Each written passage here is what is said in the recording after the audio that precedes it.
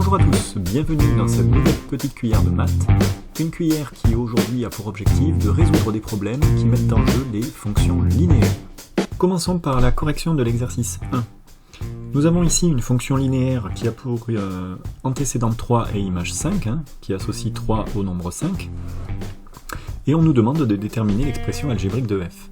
Alors c'est assez surprenant quand on a déjà étudié les fonctions de manière générale, de voir que simplement à l'aide d'une simple association de deux nombres, on est capable de déterminer l'expression algébrique de f. Ça vient du fait qu'une fonction linéaire est une fonction associée à un programme de calcul très basique, puisque chaque fois que vous choisissez un nombre, vous allez le multiplier systématiquement par le même nombre constant. Donc on va ici assez rapidement trouver l'expression algébrique. Moi je vous propose de vous détailler une méthode qui est un petit peu lourde, qui serait certainement pas la préférée de bon nombre d'enseignants, mais je lui trouve un avantage terrible, c'est qu'elle permet de bien mettre en évidence le lien qu'il y a entre fonction linéaire et proportionnalité. Alors comment est-ce que je vais procéder? Je vais simplement interpréter cette égalité dans un tableau de valeurs qui est un tableau de proportionnalité. Alors voilà la rédaction que je vous propose. Nous avons le tableau suivant. Donc un tableau avec une ligne d'antécédent, la grandeur antécédent, la grandeur image. Et dans ce tableau, alors j'anticipe un petit peu, je vais faire apparaître plusieurs colonnes, parce que je vais l'exploiter également pour la question numéro 2. Donc un tableau dans lequel je fais figurer l'antécédent 3 qui est ici, et son image 5, et qui est un tableau de proportionnalité, c'est-à-dire je vais l'expliquer en disant que je passe de la première ligne à la deuxième en multipliant toujours par le même nombre. Alors vous le savez à présent, ça fait un petit moment que vous travaillez sur les tableaux de proportionnalité. Lorsque j'ai comme ça une colonne complète, le coefficient de proportionnalité est une fraction qui s'obtient en divisant la grandeur image par la grandeur antécédent. Donc je peux l'exprimer par 5 tiers. Pour résumer, cette fonction linéaire est une fonction qui est associée à un programme de calcul très simple. Si vous prenez un nombre x de départ, vous allez le multiplier par 5 tiers et vous obtiendrez donc 5 tiers x. Et cette méthode d'organisation nous permet de mettre en évidence très rapidement l'expression algébrique d'une fonction, puisque vous le voyez, si x est le nombre de départ, 5 tiers x est son nombre image. Par là même, nous obtenons l'expression algébrique de f. C'est tout simplement 5 tiers de x, c'est-à-dire 5 tiers multiplié par x. On nous demande ensuite l'antécédent de 4 par f, et en fait je vais utiliser le tableau précédent pour travailler. Si je cherche l'antécédent de 4, ça veut dire que 4 est l'image, c'est-à-dire se trouve ici. Et si je cherche son antécédent, il suffit que je remonte mon programme de calcul, que je fasse l'opération inverse dans mon tableau. Ici, je vais donc devoir faire quoi? Je vais devoir, au lieu de multiplier par 5 tiers, diviser par 5 tiers. Donc, je vais pouvoir poser mon calcul. On pose 4 divisé par 5 tiers. Je vous rappelle que diviser par 5 tiers, ça revient à multiplier par son inverse, c'est-à-dire par 3 cinquièmes. Et on obtient 12 cinquièmes. Donc, l'antécédent de 4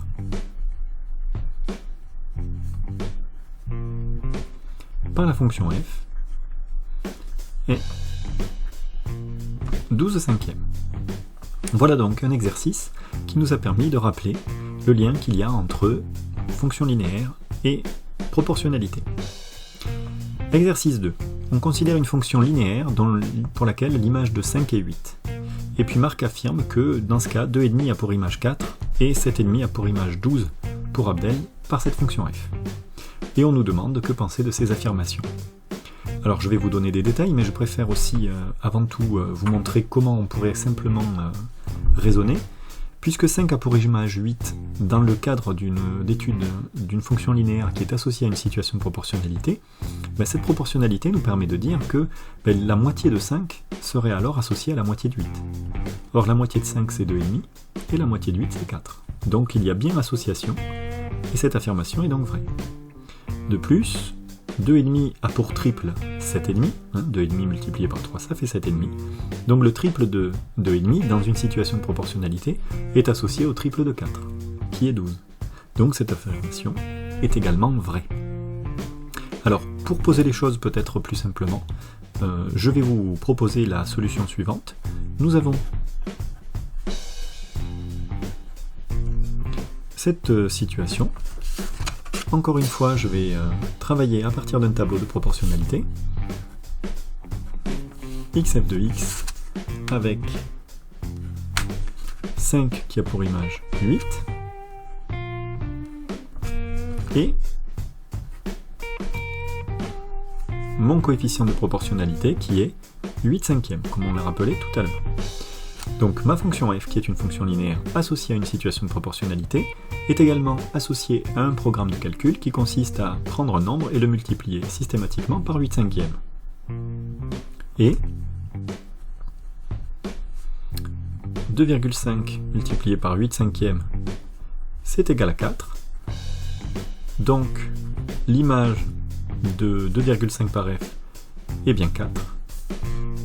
Et 7,5 multiplié par 8 cinquièmes est égal à 12.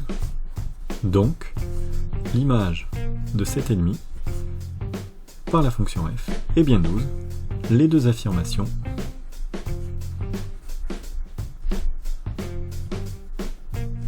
sont vraies. Voilà par exemple comment nous pourrions argumenter. Exercice 3. Dans le repère ci-dessous, la courbe CF est la représentation graphique d'une fonction f, et on doit justifier que f est une fonction linéaire. On va s'appuyer sur nos connaissances des représentations des fonctions linéaires. F est représenté par une droite passant par l'origine du repère. Il y a deux arguments à donner.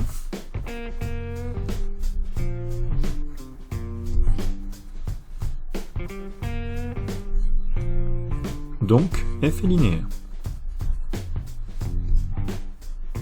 Donc vous devez bien préciser qu'il y a droite et qu'il y a origine du repère.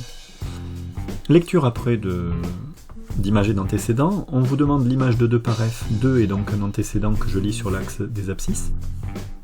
Il est associé à ce point, et ce point fait le lien, associe l'antécédent 2 au nombre moins 1. L'antécédent de moins 2 par f. Alors si je cherche l'antécédent de moins 2, ça signifie que moins 2 est une image, on la lit ici sur l'axe des ordonnées.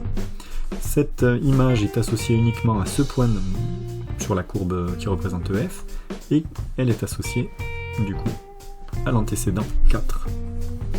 On nous demande l'expression algébrique de f, c'est-à-dire f de x. Eh bien, puisque cette fonction est linéaire, je peux représenter un tableau de proportionnalité assez sommaire, je n'ai besoin que d'une colonne complète. Je vais donc faire apparaître cette colonne. Je sais par exemple que 2 est associé à moins 1. Je conclus donc que j'ai un coefficient de proportionnalité qui est de moins 1,5, ou encore moins 0,5. Donc, f de x, c'est une fonction qui, à un antécédent donné, va le multiplier tout le temps par moins 0,5, donc moins 0,5x. Ce moins 0,5, c'est moins 1,5. Hein. Voilà pour cette écriture. Si jamais vous ne voyez pas bien le lien entre ma réponse ici et celle-là, c'est simplement que je suis allé un peu plus vite. Si vous voulez, je peux le faire. Je mets x comme antécédent dans ma ligne d'antécédent, je multiplie par moins 1,5, j'obtiens bien moins 0,5x. Voilà pour ce calcul. On va passer à l'exercice suivant, le dernier exercice de la fiche. Déterminer les expressions algébriques des fonctions représentées ci-dessous. Vous voyez que systématiquement les trois droites passent par l'origine du repère, donc nous n'avons que des représentations de fonctions linéaires. Et donc nous n'avons qu'à chercher un coefficient de proportionnalité. Donc je vais peut-être aller un petit peu plus vite vu que j'ai déjà montré 2 fois la méthode. Pour f. Alors, f est linéaire,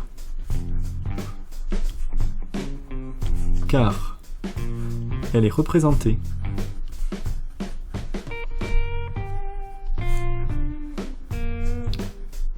par une droite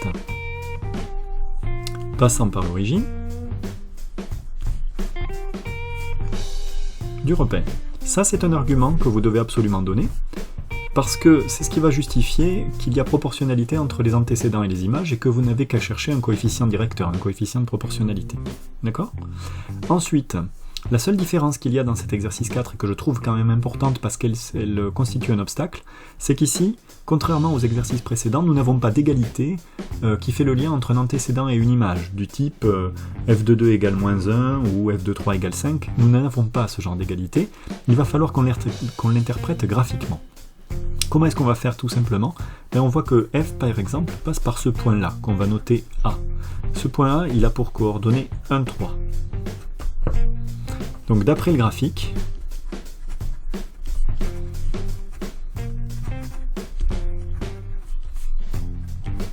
on a le tableau suivant, qui est un tableau de proportionnalité. Je complète ma ligne des antécédents et ma ligne des images.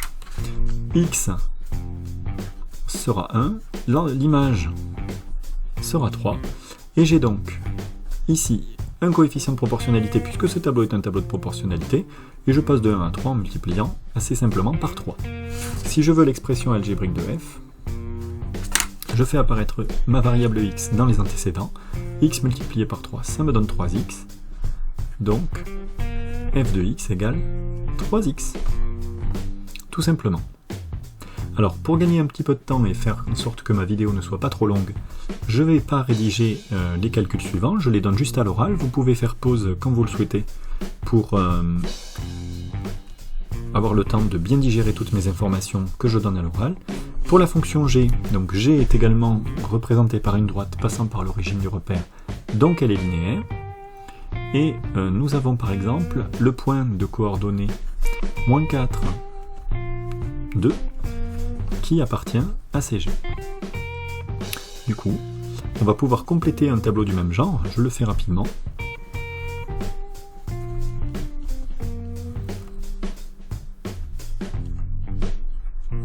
Et je vais systématiquement ici multiplier par moins 2 quarts, c'est-à-dire moins 0,5. Donc si ici je mets x comme antécédent, j'obtiens moins 0,5x, g de x, pour valeur moins 0,5x, l'expression algébrique de g c'est moins 0,5x. Pour h, de la même façon, h est représenté par une droite passant par l'origine du repère, elle est linéaire, elle passe notamment par un point de coordonnées 3, 1, donc je peux rapidement faire mon tableau de proportionnalité qui est aussi un tableau de valeurs, et je complète l'antécédent et l'image. Ici je multiplie par un tiers, donc si je prends comme antécédent une variable générale x, eh bien j'aurai un tiers de x ou x sur 3, et du coup h de x est égal à un tiers de x. Un dernier détail qui me paraît important et qui fera écho avec la leçon, vous notez ici que mon coefficient directeur, le coefficient de proportionnalité, est positif, ce qui correspond à une droite qui représente une fonction croissante. Là, le coefficient est négatif, et je vois que ma droite a tendance à descendre de la gauche vers la droite, ça correspond bien avec une fonction décroissante. Et ici, j'ai un coefficient directeur positif, la droite est bien montante de la gauche vers la droite, la fonction est croissante. Le nombre 3 est plus grand que le nombre 1 tiers, vous voyez que la fonction f est croissante plus rapidement que la fonction h. Donc, il n'y a pas de contradiction dans les résultats que j'ai obtenus par rapport aux allures des courbes. Voilà pour cette vidéo, je vous retrouve j'espère bientôt pour d'autres vidéos.